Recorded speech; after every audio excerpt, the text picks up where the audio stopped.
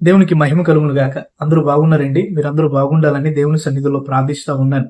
యావత్తు క్రైస్తవ జనాంగానికి ఒక విషయాన్ని చెప్పాలని ఈ చిన్నవాణిగా మీ ముందుకు రావడం జరిగింది. పెద్ద మనసుతో అంగీకరించి ఆలోచిస్తారని ప్రేమపూర్వకంగా మీకు తెలియజేస్తా ఉన్నాను. సరే, సంఘము దూషించబడుతుంది, సంఘము కొట్టబడుతుంది, సంఘము శ్రమల గుండా వెళ్తుంది, సంఘము వీధుల్లోనికి వెళ్ళి సువార్త చేస్తుంటే పేడ నీళ్లు జల్లుతున్నారు, కొడుతున్నారు, తొక్కుతున్నారు, ఉమ్ము వేస్తా ఉన్నారు, అనేక రకాలుగా అమ్మ నుంచి అయ్యేదాకా ఇష్టానుసారంగా బోతులాడుతున్నారు, సంఘము శ్రమ నొందుతుంది, సంఘము బాధపడుతుంది అని మనందరం అనుకుంటున్నాం కదా. నిజమే, సంఘానికి ఇదేమి కొత్త కాదు.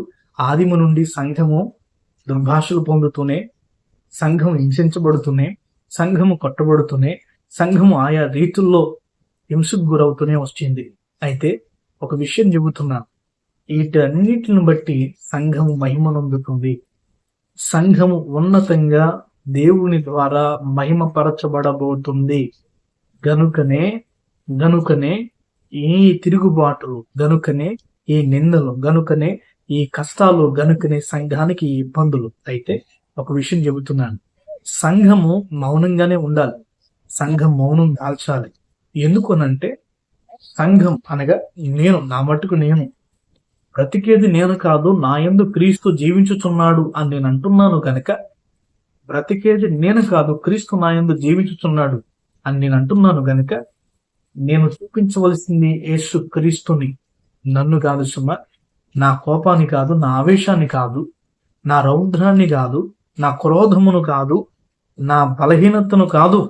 నేను చూపించవలసింది యేసు క్రీస్తుల ప్రభుల వారిని నేను చూపించాలి గనక నేను మౌనంగా ఉండాలి. ఎలాగా? యేసు ఉన్నట్టే ఉండాలి. యేసుక్రీస్తు ప్రభు వారి గురించి చక్కగా బైబిల్లో రాయబడింది కదా.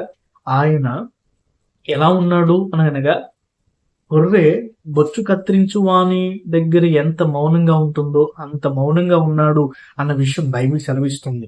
మిత్రులారా, జీవించేది మన యందు ఆయనైతే మనం ఎలా ఉండాలి?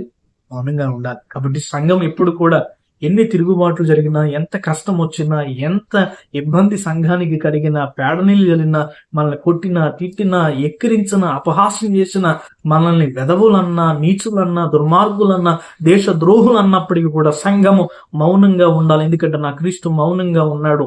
ఇది సువార్త ప్రకటించే దినాలు. దయతో ఎవరు ఘర్షణాలకి తెగొద్దు, ఏ ఒక్కరు కోపోద్రేకానికి పోవద్దు, ఏ ఒక్కరు గొడవలకి పోవద్దు. ఇది సువార్త ప్రకటించే దినము గనక మనందరం మౌనంగా ఉందాం. అనేకులు రక్షించే దినాలు గనక మనందరం మౌనంగా ఉండి కలిసి పని చేస్తే దేవుడు తప్పగా మన యొక్క ప్రయాసను వింటాడు, ప్రయాసను చూస్తాడు,